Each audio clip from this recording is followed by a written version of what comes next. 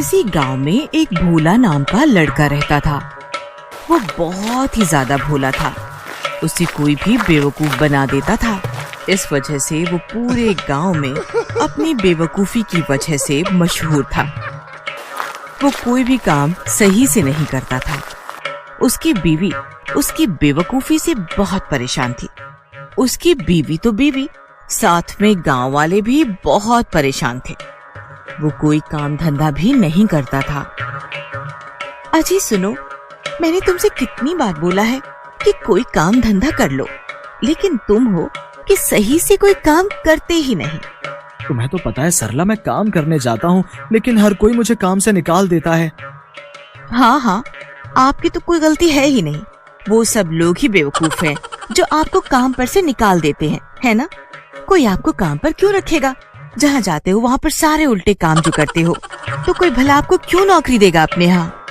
ठीक है सरला, तुम चिंता मत करो, मैं आज ही कोई ना कोई काम धंधा ढूंढ लूंगा। ये कहकर भोला काम ढूंढने के लिए घर से बाहर जाता है। वो काम की तलाश में गांव में घूम रहा होता है। तभी वो देखता है कि कुछ लोग कुश्ती लड़ रहे हैं। भोला का भी मन हुआ कि मैं भी कुश्ती करूंगा। तभी वो जहाँ पर कुश्ती हो रही थी वहाँ पर गया और कुश्ती करते हुए आदमी से पूछने लगा, भाई साहब, ये कुश्ती की प्रतियोगिता में कैसे हिस्सा लिया जाता है? ये कुश्ती किसने करनी है? तने करनी है के? तने कुश्ती के बारे में कुछ बेरा भी है? तू तो मरगिल्ला सा है, तू करेगा के कुश्ती? सुनील जोर जोर से हंसता है और वहाँ पर खड़े 4-5 लड़के भी जोर जोर से हंसते हैं। सुनील भाई, मैं कुश्ती करना चाहता हूँ, आप मुझे बता दो कि ये कुश्ती के प्रतियोगिता में हिस्सा लेने के लिए क्या करना होगा? अरे ठीक से, अब तू इतना पूछ ही रहा है तो मैं तने बता ही देता हूँ कि तने क्या करना से। अब सुन, तू अगर ये प्रतियोगिता में हिस्सा लेता है तो तू अगर जीत जाता है तो तने सरकार की तरफ से बहुत अच्छा इनाम और सर्टिफिकेट मिलेगा। फिर तू सर्टिफिकेट न लेकर कहीं भी कुश्ती लड़ सके है। भोला को ये सब सुनकर बहुत अच्छा लगा और वो सोचने लगा कि मैं भी इस प्रतियोगिता में हिस्सा ले लेता हूँ, जिससे सरला भी मेरी सबसे तारीफ करेगी और पूरे गांव में सब लोग मेरी वाहवाही करेंगे। ठीक है सुनील भाई, मैं भी इस प्रतियोगिता में हिस्सा लूंगा और इनाम जीतूंगा।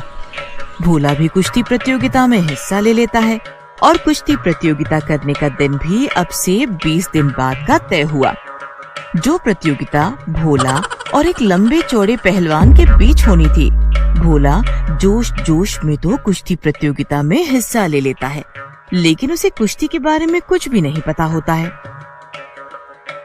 अरे सरला, सुनती हो? देखो आज मैंने कितना अच्छा काम किया है। 20 दिन बाद तुम भी मेरी तारीफ करोगी। अच्छा जी, ऐसा क्या काम किया? मुझे भी तो बताओ, मैं भी तो जरा सुनूं।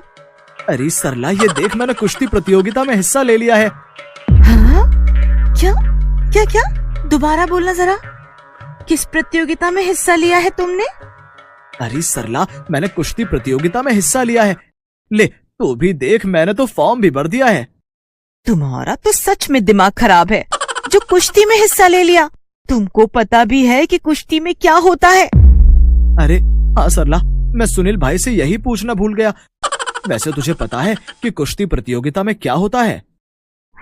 हे भगवान, किस बेवकूफ से मेरी शादी करवा दी। तुम्हें पता है, जो वो पहलवान है ना, तुमको उठाकर पटक देगा। क्या क्या कह रही हो सरला? अब मैं क्या करूं?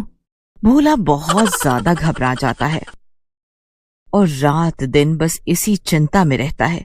उसको ऐसे परेशान देखकर सरला सोचती है कि इनको उस पहलवान से बचाने के लिए कुछ तो करना पड़ेगा।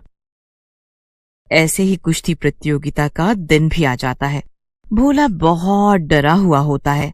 फिर सरला उसको वैद्य जी से एक तेल लाकर देती है, जिससे वो पहलवान भोला को पकड़ नहीं पाए। कुश्ती के लिए भोला और वो पहलवान दोनों अखाड़े में आ जाते हैं, जिसमें एक तरफ पहलवान था तो दूसरी तरफ भोला। सभी लोग अखाड़े के आसपास खड़े हो जाते हैं और सभी भोला की बेवकूफी पर हंस रहे होते हैं। हे भगवान, मैंने किस मुसीबत को गले लगा लिया। ये तो अगर मेरे हाथ भी लगाएगा तो मैं तो यहीं ढेर हो जाऊंगा। सुनो जी, जो मैंने तुमको वो तेल दिया था वो तुम लाए हो? हाँ लाया हूँ, मगर इस पहलवान को देखकर लग नहीं रहा कि ये तेल इसकी मोटी चमड़ी पर कुछ असर करेगा। आप बस हिम्मत मत हारो, बस ये तेल अपने शरीर पर अच्छे से लगा लो। फिर भोला वो तेल चुपके से अपने शरीर पर लगा लेता है। फिर भोला और वो पहलवान कुश्ती के लिए आगे आते हैं। जैसे ही पहलवान भोला की ओर आने के लिए भागा तो भोला ने उसके पैरों को नीचे से पकड़कर उसे गिरा दिया। ये देखकर गांव के सभी लोग पहलवान पर हंसने लगते हैं। ये देखकर पहलवान को बहुत गुस्सा आया। फिर वो भोला के पीछे भागा, लेकिन भोला के शरीर पर वो तेल लगे होने की वजह से पहलवान भोला को पकड़ नहीं पाता है। फिर भोला ने अखाड़े में से कुछ मिट्टी उठाकर पहलवान की आंखों में डाल दी और पहलवान घबरा गया। पहलवान फिर भोला को पकड़ने आया तो भोला ने उसके सिर पर चढ़कर उसके गुदगुदी करने लगा और इस तरह भोला से परेशान होकर पहलवान अखाड़े से बाहर हो गया और फिर भोला ये कुश्ती प्रतियोगिता जीत गया। फिर सब गांव वाले भोला की वाहवाही करते हैं। भोला फिर समझ जाता है कि कोई भी काम जोश जोश में नहीं करना चाहिए। धन्यवाद सरला, अगर तुम आज मेरी मदद नहीं करती तो पता नहीं ये पहलवान मेरा क्या हाल करता। मैं आज के बाद कभी कोई काम बिना सोचे समझे नहीं करूंगा। अरे जी, अगर मुसीबत में मैं आपकी मदद नहीं करूंगी तो फिर कौन करेगा? उस दिन के बाद से भोला कोई भी बेवकूफी वाले काम नहीं करता है। फिर वो दोनों पति पत्नी खुशी से रहते हैं।